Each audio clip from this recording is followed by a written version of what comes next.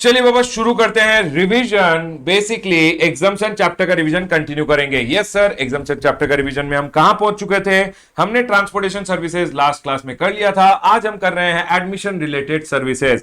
Admission related service sir क्या linking है बाबा? याद रखिएगा, जब भी गुड्स एंड सर्विस अगर सप्लाई करोगे चाहे इंटरस्टेट और इंट्रास्टेट, जीएसटी लेवी हो जाएगा। एक बार जीएसटी लेवी हो गया तो GST has to be collected and paid by taxable person. कैसे कलेक्ट करेगा, कैसे पे करेगा सर? उससे पहले आपको देखना है एग्जम्पशन। अगर एग्जम्पशन में कोई फॉल हो जाता है तो उस पर जीएसटी नहीं आएगा।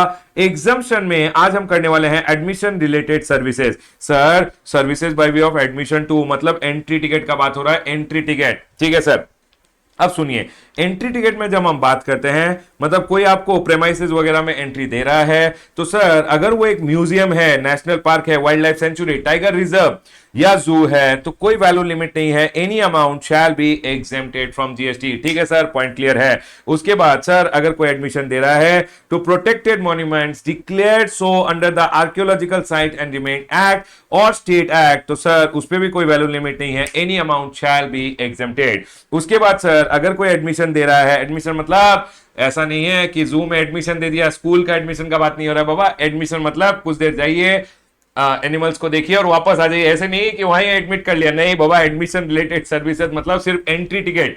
ठीक है सर, पॉइंट क्लियर है। अब sir admission to circus, dance, theatrical programme including drama, ballet, award function, concert, pageant. Pageant मतलब क्या होता है सर? ये फैशन शो वगैरह। Sir musical performance, any sporting event other than recognise sporting event. Sir any sporting event other than recognise sporting event. समझ लीजिए दंगल हो रहा है सर, दंगल में आप देखोगे कि सर वो रिकॉग्नाइज स्पोर्टिंग इवेंट अगर नहीं है तो उसको हम एनी अदर स्पोर्टिंग इवेंट बोल देते हैं। ठीक है सर, अगर कोई रिकॉग्नाइज स्पोर्टिंग इवेंट है, समझ लीजिए फुटबॉल, क्रिकेट वगैरह, तो वो आ जाएगा रिकॉग्नाइज स्पोर्टिंग इवेंट में। प्लैनेटोरियम वगैरह की बात हो रही है तो उसके बाद इन्होंने बोला कि ये सब में अगर कोई एडमिशन रिलेटेड मतलब एंट्री टिकट वगैरह बेच रहा है तो एग्जाम्प्ट रहेगा up to a consideration of 500 rupees per person. ठीक है सर, 500 रुपीज पर पर्सन। ठीक है सर, उसके ऊपर रहेगा तो सर अप टू 500 एग्जाम्प्ट रहेगा। उसके ऊपर अगर 1 रुपया भी हुआ, 510 का टिकट भी है, टोटल अमाउंट पे जीएसटी आ जाएगा। Next, services by way of admission to sir FIFA under 17 world cup 2017, उसकी भी जो एंट्री टिकट बिकी थी उस पे जीएसटी नहीं था। Sir FIFA under 17 women world cup 2020, उसकी जो टिकट बिकने वाली थी लेकिन कोविड के कारण विमेन वर्ल्ड कप हुआ ही नहीं, उस पे भी जीएसटी नहीं आने वाला था। ठीक है, लेकिन सर ये जब भी रीशेड्यूल होगा, अब कोविड चला गया है, अब जब भी रीशेड्यूल होगा तो उसकी एंट्री टिकट्स पे भी जीएसटी नहीं आएगा।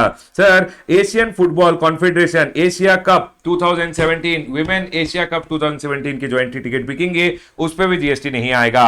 उसके बाद राइट साइड में मैंने बोला है FIFA and Asian football confederation और उनकी जो सब्सिडीज इंडिया में है, FIFA and Asian football confederation and उनकी जो सब्सिडीज इंडिया में है, वो अगर फीफा या एशियन फुटबॉल कॉन्फेडरेशन रिलेटेड कोई भी सर्विसेज मतलब फीफा जो वर्ल्ड कप होने वाला है उसके रिलेटेड कोई भी सर्विसेज लेते हैं या सर देते हैं तो आपको याद रखना है कोई जीएसटी नहीं आएगा। Services provided to FIFA and AFC and its subsidiaries और services provided by FIFA and its subsidiaries, AFC and its subsidiaries, अगर वो सर्विसेज दे रहे हैं तो भी जीएसटी नहीं आएगा। लेकिन शर्त ये है कि ये जो सर्विसेज है ये डायरेक्टर ऑफ स्पोर्ट्स ने सर डायरेक्टर ऑफ स्पोर्ट्स ने सर्टिफाई कर दिया है कि ये services relating to FIFA and AFC है। ठीक है सर, पॉइंट क्लियर है। उसके बाद आ जाइए, एक पॉइंट ध्यान रखिएगा, any water park, amusement park is always fully taxable. Film city, snow city गए, थीम पार्क गए, ये सब हमेशा टैक्सेबल रहेगा। सिनेमा हॉल भी टैक्सेबल रहेगा। ठीक है सर, उसके बाद आता है एंट्री नंबर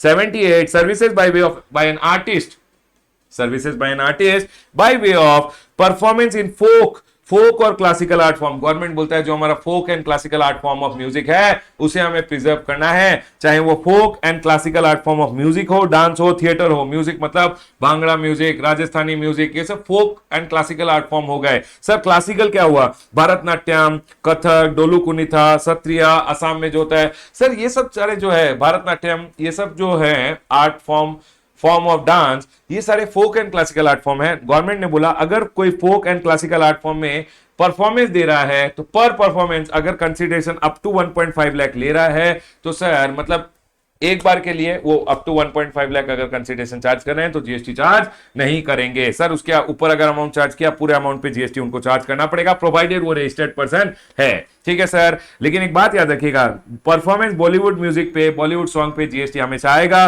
ब्रांड एम्बेसडर, अगर बाबा ये जो folk and classical art form of music या डांस में परफॉर्मेंस देते हैं, ये कोई का ब्रांड एम्बेसडर बन गए तो ब्रांड एम्बेसडर की सर्विसेज तो फुल्ली टैक्सेबल है। यहां मैं अपना एडमिशन रिलेटेड सर्विसेज का चार्ट क्लोज करता हूं। सी ग्रेडेड है बाबा, नॉट वेरी इंपॉर्टेंट, लेकिन ठीक है, आपको ध्यान रखना है। एक बार पढ़ लोगे तो समझ में आ जाएगा। यहां हम अपना एडमिशन रिलेटेड सर्विस का डिस्कशन क्लोज करते हैं।